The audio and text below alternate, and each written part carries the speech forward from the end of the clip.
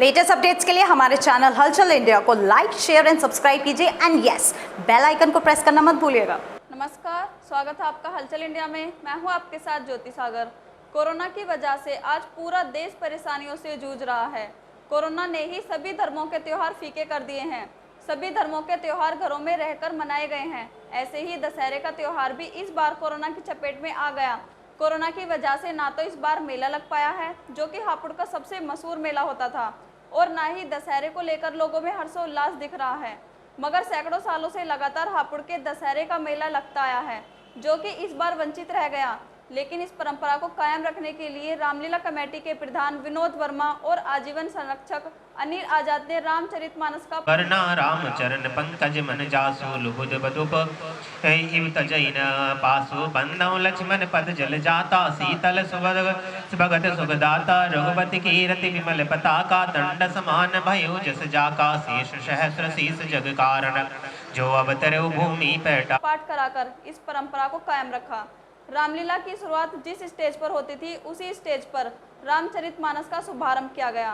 व्यवस्था को देखने हापुड़ सीओ एसएन वैभव पांडे जी रामलीला ग्राउंड पर पहुंचे, जहां उन्होंने स्टेज पर पहुंचकर श्री राम दरबार के दर्शन किए। इस रामलीला ग्राउंड में काफी भीड़ रहती है, मगर इस बार कोरोना की वजह से भीड़ का नामो निशान नहीं है। और जैसा कि यहाँ पर रामलीला होती थी, अब की बार यहाँ रामचरितमानस का पाठ हो रहा है और यहाँ पर अतिथि के रूप में पुनीत गोयल जी हैं। इनसे हम जानना चाहेंगे, सर अब की बार जो रामलीला नहीं हुई है, क्या कोरोना का प्रकोप है?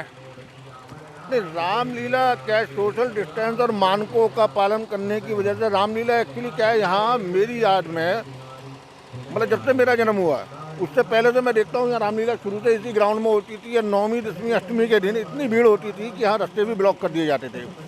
अगर ऐसे में रामलीला का होना कोरोना के प्रभाव को देखते हुए उसे थोड़ा सा मानकों के अनुरूप में मुश्किल का काम था, जिसकी परमिशन की भी समस्या थी। आप देख रहे हो यहीं पर नहीं, पूरे देश में रामलीला का मंचन या आयोजन कहीं कहीं हुआ हो तो कहना असंभव नहीं होगा। सर अयोध्या में हुआ है, अयोध्या में पूरा आयोजन है, क्या वहाँ पर कुछ खास है? अयोध्या में हुआ है वो चीज़ ठीक है, मैंने भी उस चीज़ को नोट किया था, बट जगह जगह की परमिशन का सवाल है। यहाँ रामलीला की परमिशन की समस्या की वजह से इस बार संकीर्तन का आयोजन किया गया है, अखंड रामायण का पाठ का आयोजन किया गया है। हालांकि कल को रावण के पुतलों का दहन होगा, जैसा मुझे कमेटी ने बताया है, तो कार्य तो पूरा किया जाएगा, लेकिन कोरोना को देखते हुए नियम कानून के तहत कार्य किया जाएगा, जैसा मुझे पता चला है। सर जैसे कि रामलीला हर साल होती थी, मगर अब की बार लोगों की आस्था को ठेस पहुंची है, क्या कहेंगे इस पर आप?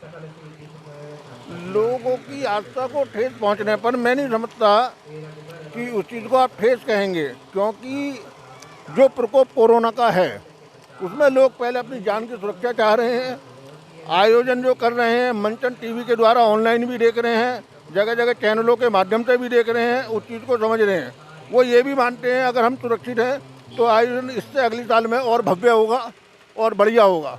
जैसा आप देख रहे हैं अब हमारा राम मंदिर का निर्माण भी चालू है, आगे राम मंदिर का निर्माण भी हो जाएगा। लोगों की आस्था का केंद्र है, लोग उससे जुड़े हुए हैं और लोग भविष्य में चाहते हैं कि हम रामलीला को और अच्छे तरीके से देखें। ऐसा कुछ नहीं है कि आस्था की ठेस का बात है, मैं नहीं समझता। सबसे पहले जान सुरक्षित तो जहान सुरक्षित। पुनीत गर्ग का बिल्कुल यही कहना है कि पहले जान बचनी चाहिए, जैसा कि कोरोना में काफी मौत भी हुई है और कोरोना का प्रकोप लगातार जनपद हापुड़ पर फैलता रहा है, तो यही कहना है इनका, पहले जान है तो फिर जहान है। रामलीला कमेटी के प्रधान विनोद वर्मा जी भी यहाँ पर मौजूद हैं। सर जानना चाहेंगे अब की बार कैसा लग रहा है, जैसे कि हर साल यहाँ पर हजारों लाखों की भीड़ होती है और अब की बार बिल्कुल सुनसान है?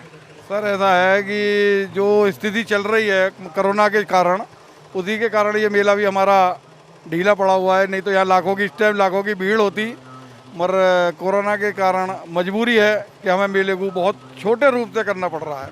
मेला क्या, बिल्कुल एक प्रोग्राम छोटा सा करना पड़ रहा है। तो जैसे कि आज रामचरितमानस का पाठ हो रहा है यहाँ पर, इसकी भी परमिशन लेनी पड़ी आपको? हाँ दी थी, परमिशन लेने के लिए हमने कागज दिए थे, मगर परमिशन तो थोड़ी बहुत हमें मिली नहीं मिल पाई, मतलब परमिशन, मगर राम नाम पर आपने स्टार्ट कर दिया? हाँ जी, हाँ जी, राम के नाम पे ये सब काम हो रहा है।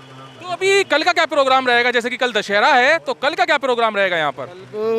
करीब 11 बजे रावण के 10-10 फुट के जो कि छोटे रूप से पुतले बनवाए गए हैं उनका दहन होगा। तो जहाँ पर हर बार होता था वहीं पर दहन होगा या आपकी बार जगह चेंज कर दी है? चेंज कर दीजिए आपका, जो हमारी ये फील्ड है पहले वहाँ होते थे, आपके यहाँ होंगे। तो विनोद वर्मा जी ने बिल्कुल साफ साफ बता दिया है, परमिशन मांगी थी मगर परमिशन नहीं मिली है। मगर श्री राम का नाम इतना बड़ा है जहां पर उन्होंने बिगर परमिशन के भी रामचरितमानस का पाठ चालू करा दिया है।